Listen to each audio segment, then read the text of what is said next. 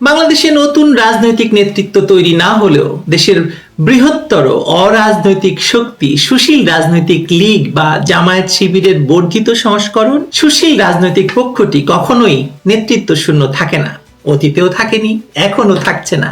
2024 সালে জামায়াত শিবিরের জুলাই সন্ত্রাসীরা ক্ষমতা দখল করে ইউনূসকে ক্ষমতায় বসিয়েছিল। যে ইউনূস 11 থেকে এই ক্ষমতায় বসার স্বপ্ন দেখে আসছিল। দেশি বিদেশি চাপে হোক আর নিজেদের অক্ষমতায় হোক, ইউনূস এবং তার সাঙ্গপাঙ্গদের ক্ষমতা ছেড়ে দিতে হয়েছে তারেক রহমানের হাতে। কিন্তু ক্ষমতার পেছনের শক্তি হিসেবে যে তারা এখনো আছে তা বোঝা যাচ্ছে এনসিপি নেতা নাহিদ ইসলামের আহ্বানে। নাহিদ ইসলাম এদেরকে ইউনূস সহ বাকি উপদেষ্টাদের রাজপথে নামার আন্দোলনে ডাকছেন। কিন্তু ইউনূস এখনো আন্দোলনে নামবেন কিনা তাও জানি না। কিন্তু আন্দোলনে নেমে গেছেন কে? ফ্লোটিলা শহীদুল ওরফে ফটো শহীদুল।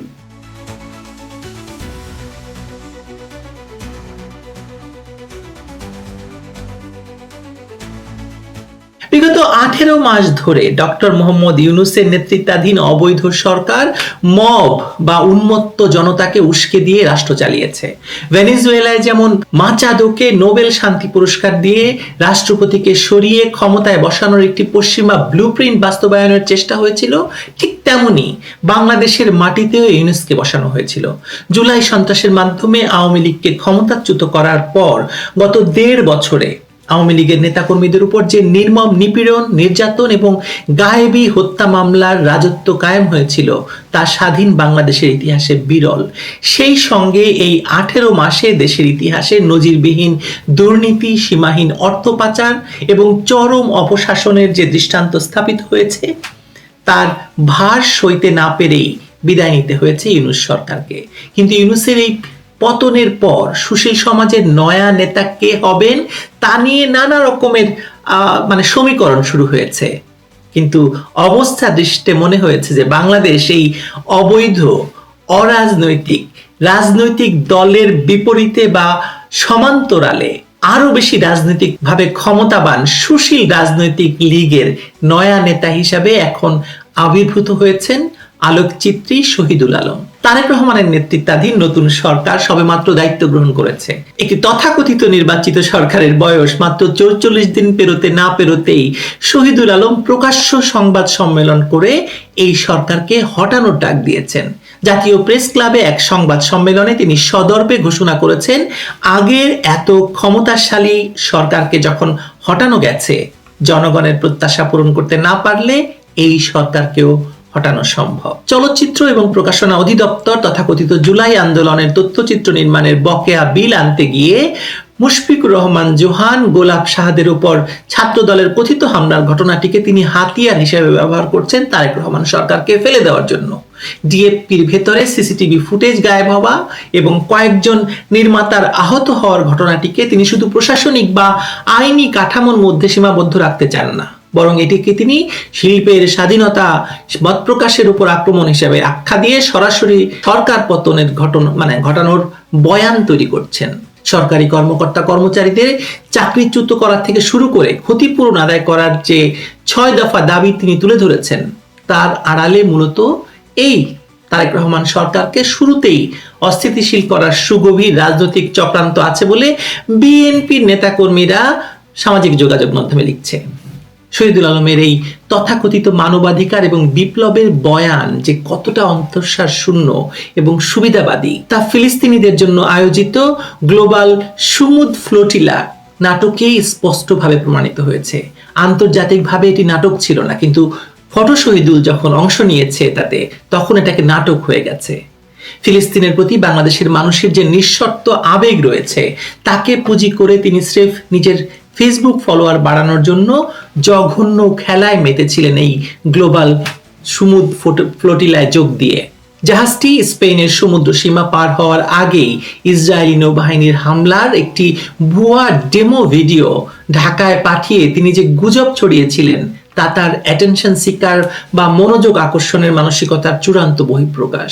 এই ভুয়া ভিডিওর উপর ভিত্তি করে ঢাকায় যখন শিবির মিছিল বের করে এবং ইউনূস বিবৃতি দেন তখন পুরো নাটকটির চিত্রনাট্য আসলে পরিষ্কার হয়ে গিয়েছিল বাংলাদেশের মানুষের সামনে, অথচ গ্রেটা থুনবার্গের মতো একজন আন্তর্জাতিক মানের অ্যাক্টিভিস্ট এই আয়োজন করেছিল।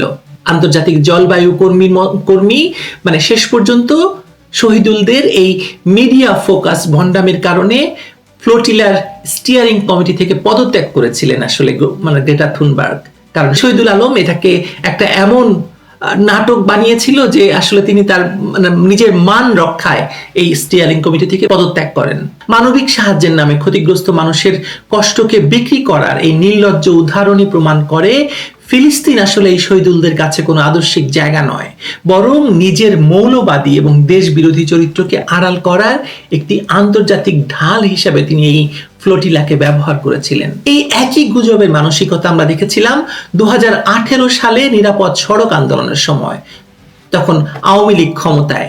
আপনাদের হয়তো মনে আছে যে তিনি ধানমন্ডির রাস্তায় দাঁড়িয়ে যুদ্ধের ময়দানের মতো ভয়ার্ত কণ্ঠে ধারাভাষ্য দিয়ে পুরো রাষ্ট্র ব্যবস্থাকে অস্থিতিশীল করে তুলেছিলেন।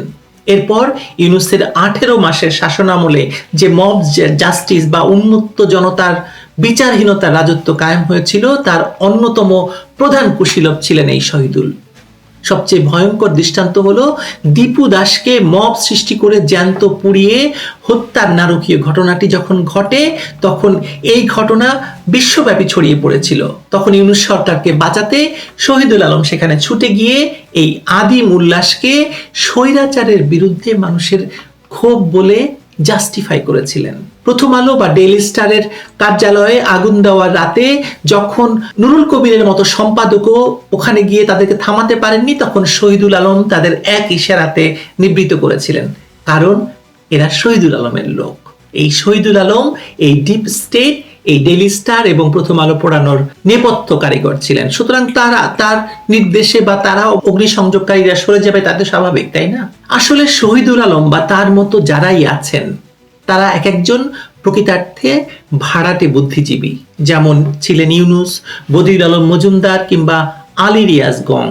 বাংলাদেশের রাজনৈতিক দলগুলোকে ক্ষমতা থেকে সরাতে কিংবা ক্ষমতায় বসাতে এসব বুদ্ধিজীবীদের বিদেশিরা ভাড়ায় পরিচালিত করে। প্রগতিশীলতার নামে প্রতিক্রিয়াশীলতার বিষবাষ্প ছড়ানোই আসলে তাদের মূল কাজ। শহীদুল এবং তার মতো বাকি যারা আছেন তারা সকলেই ছদ্ম প্রগতিশীল গোষ্ঠী, যারা মূলত জামায়াত শিবিরের রাজনৈতিক এজেন্ডাকে বাস্তবায়ন করেন। শহীদুলের আরেক পরিচয়, তিনি যুদ্ধাপরাধী রাজাকার খান আব্দুস সবুর খানের ভাগ্নে। সুতরাং জামায়াতের সঙ্গে তার সম্পর্ক পারিবারিক এবং ঐতিহাসিক, যা 71-এর মুক্তিযুদ্ধে মানুষের কাছে স্পষ্ট হয়েছে। যে কারণে শহীদুল ফিলিস্তিনিদের গণহত্যার বিরুদ্ধে সরব হয়েও 1971 সালে মহান মুক্তিযুদ্ধে দেশের মাটিতে ঘটে যাওয়া পাকিস্তানি বাহিনীর গণহত্যার প্রশ্নে, ইয়াহিয়া বা টিক্কা খানদের বর্বরতার প্রশ্নে একেবারে চুপ থাকেন।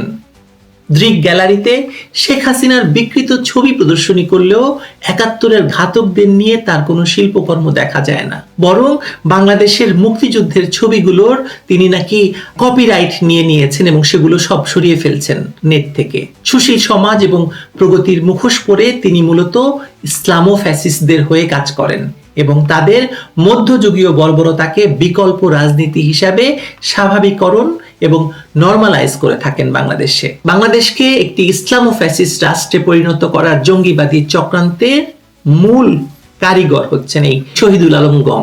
জামায়াত শিবিরের সেমিনার থেকে শুরু করে তথাকথিত প্রগতিশীল আলোচনা সভা, সর্বত্রই তার উপস্থিতি প্রমাণ করে যে বাংলাদেশে তিনি আওয়ামী লীগ কিংবা বিএনপি নয়, জামায়াত শিবিরের রক্তকাটা উগ্রবাদী রাজনীতিরই পৃষ্ঠপোষক। ডক্টর ইউনূসের বিদায়ের পর অরাজনৈতিক সুশীল রাজনীতির এই নতুন নেতা এখন ছদ্মবেশে দেশের গণতান্ত্রিক রূপান্তরকে বাধাগ্রস্ত করার মিশনে নেমেছেন। যারা শিল্পের দোহাই দিয়ে মানুষ পুড়িয়ে মারার মতো আগুনের বন্দনা করে, যারা মূলত সংস্কৃতির নামে ফ্যাসিবাদের সেবা করে, এদের বিরুদ্ধে লড়াইটা কেবল রাজনৈতিক নয়, বরং অস্তিত্বগত এবং দার্শনিক। যারা ৭১-এর রক্তের উপর দাঁড়িয়ে খুনিদের দালালি করে এবং প্রগতিশীলতার মুখোশ পরে মৌলবাদের বীজ বপন করে, তাদের এই বুদ্ধিবৃত্তিক এবং সামাজিক প্রতারণার জাল ছিন্ন করাই বর্তমান সময়ের সবচেয়ে বড় চ্যালেঞ্জ। ইউনূস পরবর্তী সুশীল রাজনীতির নয়া নেতা হিসাবে শহীদুল আলমের উত্থান বাংলাদেশের জন্য একটি সুপরিকল্পিত রাজনৈতিক প্রপঞ্চ। আপনি মনে করেন কিনা জানি না, কিন্তু নিশ্চিতভাবেই আমি বিশ্বাস করি যে বিএনপি তথা তারেক রহমানের সরকার হটিয়ে পরবর্তী যে অন্তর্বর্তী সরকার গঠিত হবে তার প্রধান হিসাবে শীর্ষ নামটি হবে শহীদুল আলম তথা ফটো শহীদুলের। লিখে রাখতে পারেন, আপনি লিখে রাখুন। ভালো থাকবেন সবাই।